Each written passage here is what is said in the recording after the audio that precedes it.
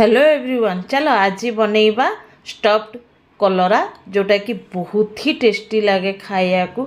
गोटे कलरा सांगे ही पूरा थालिया भात खाईदब, एते टेस्टी आज हम जे कहार नहीं।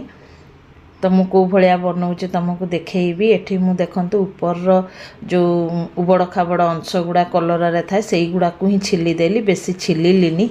तेमे चाह तो भल भाव भी छड़ेकरी करि पार, किंतु मते टिके ना को पिताटा भल लगे बोलिकी मु अल्प अल्प छड़ेई। आठी मु गोटे फाड़ को काटी दौचे। आ तल अंशटा जमती लगिकी थी, यहाँ देसी कलरा तेणुक मंजी बहुत थाए। तो मंजी गुड़ाक आम सबू काढ़ीदबा। ये मंजीर किसी यूज आसबनी कारण बुढ़ा हो जाइए मंजी गुड़ाक। तो ये मु सबू गुड़ाक ही काटिकी रखीदेली, ऊपर अंश को छड़ई देली। अल्प टिके लुण को देदेली। लुण देला पर एक घसी नबा।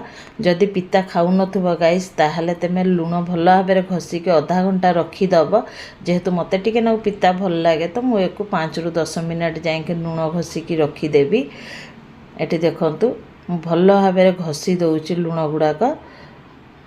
यही भाया भाव ही कर पूरा भितरटा भी लुण टिके टिके लगेदब। ताहले जहाँ भी पानी एतिरे थिबो ना माने पिता अंश से पानी भाव बाहरी जीव।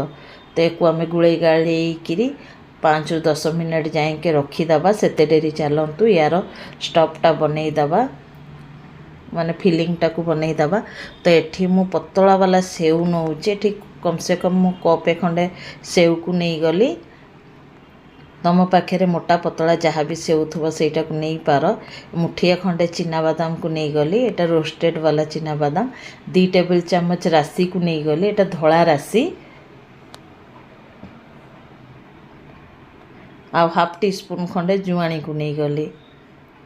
आ राग पेकी मुठी रेड चिली पाउडर को नहीं गली। सुखिला लंकार गुंड जोटा कि राग वाला। तो ये नहीं गली। एतिरे कंचा लंका भी दे पार तेमे। मु कंचा लंका यूज करूनी, खाली सुखिला लंका रे ही बनाऊँगी। 1/2 टीस्पून हल्दी पाउडर को देदेली।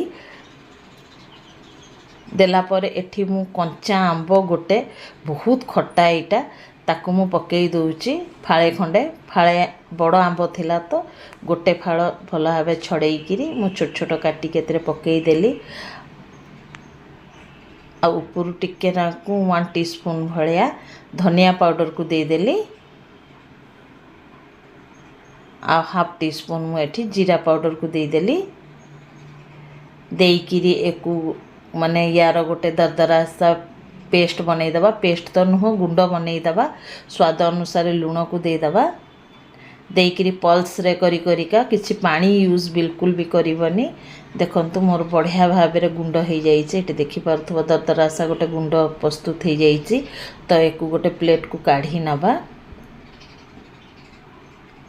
एठी मु गोटे प्लेट को काढ़ी नहीं। ऊपर गोटे पियाज को कुचेई काटी थिले एकदम फाइन फाइन करी काटिबो, ताकू पकईदब। आ ऊपर कौन करी ना धनिया पत्र पकईदेवी। मुठे खंडे धनिया पत्र को कुचेई काटिकी रखी ताकू पकईदेली। आउ सोरिष तेल 1 टेबल चामच भलिया पकईदब। पकईकरी एक भल भाव चकटी चकटिका गुड़ईदब, जहाँ फल पियाज आउ तेल धनिया पत्र सब भल भाव मिसीजीव। ये देखो बढ़िया भाव चकटी सारे ही आमर स्टफिंगटा तैयार हो। मु जो कलरा को लुण पानी रे भिजे माने लुण रे भिजे के रखी थी ताकू परिष्कार पानी रे मु भल भाव मकोचिकी धोई दउची। तबे यही वे रे बनैबा गाइस, बिल्कुल भी पिता लागबनी कलरा जो अच्छी। तो ये मु सबू कलरा को भल भाव मकोचिका धोईकी ताकू चुपुड़ी किरी रखीदेवी। आ टिके भी एतिरे पानी रहीबनी। सुखिला कनारे ताकू भल भाव पोछि नब। पोछि नेला परे एठी जो मु फिलिंग बनईकी रखीची ताकू कौन करिबा भितरे देदबा। पूरा दाबी दाबी काम माने देदबा। तमे चाह तो एक डीप फ्राए करि पार। बस ऊपर गोटे सूता गुड़े दब, जमता कि फिलिंग गुड़ाक तेल रे न बाहर भाया। आ एठी मु देखंतु केते सुंदर भाबरे पूरा दाबी दाबिका कलरा रे मसला को पुरई देली एठी सब कलरा रे पुरई देइछि फिलिंग मोटे बाहरी बनी अल्प सोरिष तेल देइकरी एको आमे भाजी नाबा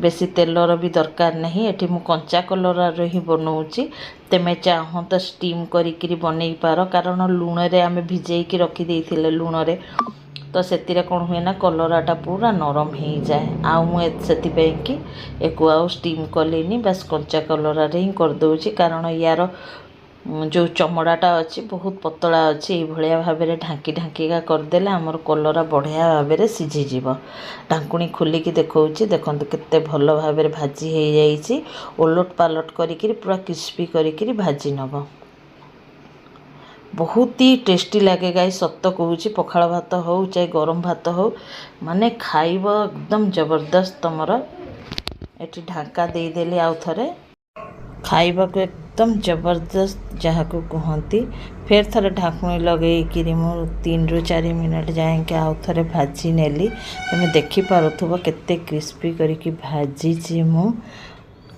चलो एथरक प्लेटिंग करके तुमको देखई दूची एठी मु सजना साग देकरी परोटा बनई मुरंगा परोटा जाको कहते आ प्रधानमंत्री भी फेवरेट आ ता संगे भरवा करेला आउ सिरिका वाला पियाज जोटा कि पुओ बनई जदि तुमको रेसिपी दरकार 2 प्रकार मु पियाज रेसिपी माने देखई पारे जदि तुम कह तो 5 स्टार होटल जमती मिले जदि वीडियोटा देखिकी भल लगे गाइस तो लाइक कमेंट शेयर कर जिते नुआ सांग मैंने देखुं सब्सक्राइब करने को भूलनी चलो गाइस फिर मिसवा नेक्स्ट वीडियो रे bye bye take care be safe guys and जय जगन्नाथ थैंक्स फॉर वाचिंग।